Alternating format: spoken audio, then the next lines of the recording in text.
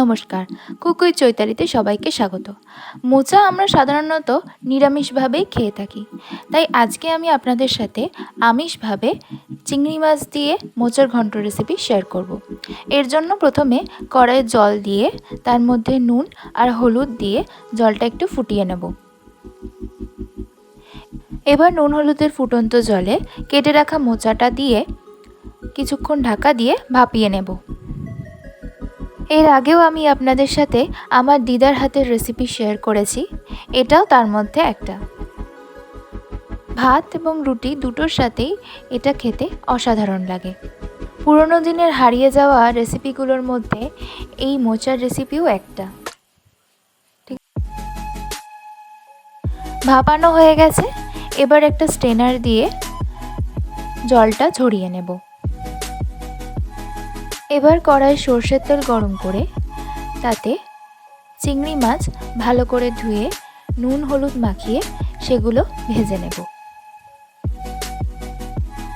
চিংড়ি মাছগুলো লাল লাল করে ভাজা হয়ে গেলে সেগুলো তুলে নেব। চিংড়ি মাছগুলো তুলে নিয়ে কড়াই আবারও কিছুটা তেল দিয়ে তাতে তেজপাতা, গোটা জিরে, শুকনো লঙ্কা ফোড়ন দিয়ে তার মধ্যে রসুন বাটা দিয়ে দেব। রসুনের কাঁচা গন্ধ চলে গেলে এরপর এতে দিয়ে দেব কেটে রাখা পেঁয়াজ।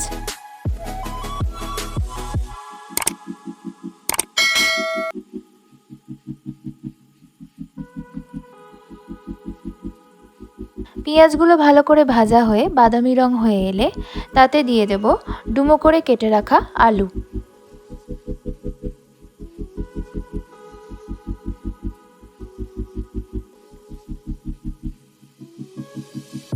আলুটা নেড়েচেড়ে পেঁয়াজের সাথে ভালো করে ভেজে নিতে হবে।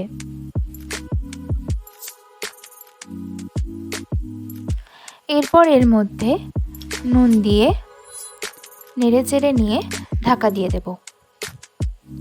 এই সময় গ্যাসের ফ্লেমটা আস্তে করে রাখতে হবে।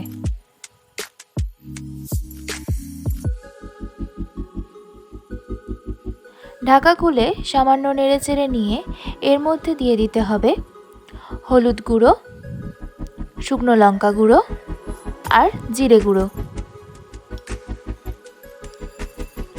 দিয়ে আবারও ভালো করে নেড়েচেড়ে নিতে হবে।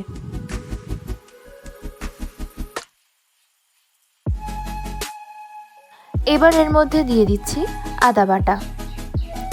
আদাটা শেষে দিলাম কারণ আদা দিয়ে বেশিক্ষণ কষলে মশলাটা তেতো হয়ে যেতে পারে। এবার এর মধ্যে দিয়ে দিচ্ছি সেদ্ধ করে রাখা মোচা। মোচাটা দিয়ে ভালো করে মশলার সাথে মিশিয়ে নিতে হবে।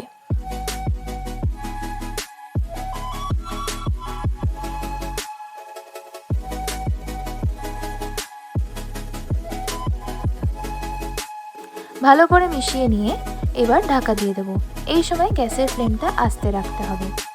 তারপর ঢাকা খুলে আবারও কিছুক্ষণ নেড়েচেড়ে নেব।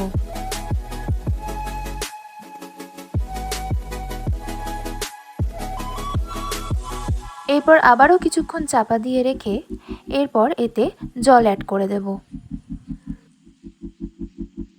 এরপর এর মধ্যে দিয়ে দিচ্ছি ভেজানো ছোলা। ছোলাটা দিয়ে ভালো করে মিশিয়ে নিতে হবে। এরপর এর মধ্যে দিয়ে দিচ্ছি ভেজে রাখা চিংড়ি মাছগুলো, আর সাথে দিচ্ছি কাঁচা লঙ্কা। ভালো করে মিশিয়ে নিয়ে চাপা দিয়ে দিতে হবে। 5-7 মিনিট পর চাপা খুলে আবারও ভালো করে নেড়েচেড়ে নিতে হবে। এবার মোচাটা প্রায় সেদ্ধই হয়ে এসছে। এবার এর মধ্যে দিয়ে দিচ্ছি গ্রেট করে রাখা নারকেল, তার সাথে দিচ্ছি 1 চামচ পরিমাণ চিনি, আর সাথে দিয়ে দিচ্ছি 1 চামচ পরিমাণ ঘি আর 1 টিস্পুন গরম মশলা গুঁড়ো। সব কিছু দিয়ে ভালো করে মিশিয়ে নিতে হবে।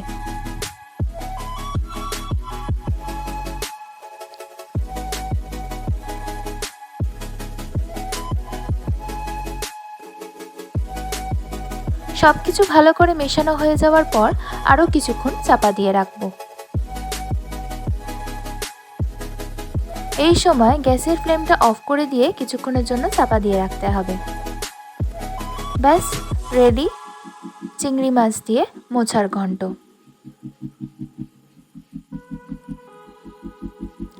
রেসিপিটা ভালো লাগলে অবশ্যই বাড়িতে ট্রাই করে আমাকে কমেন্টে জানাবেন এবং একটি লাইক এবং শেয়ার করে দেবেন, এবং এরকম আরও নিত্য নতুন রেসিপি পাওয়ার জন্য চ্যানেলটা সাবস্ক্রাইব করে দেবেন। এরপর দেখা হচ্ছে নতুন একটা ভিন্ন স্বাদের রেসিপি নিয়ে।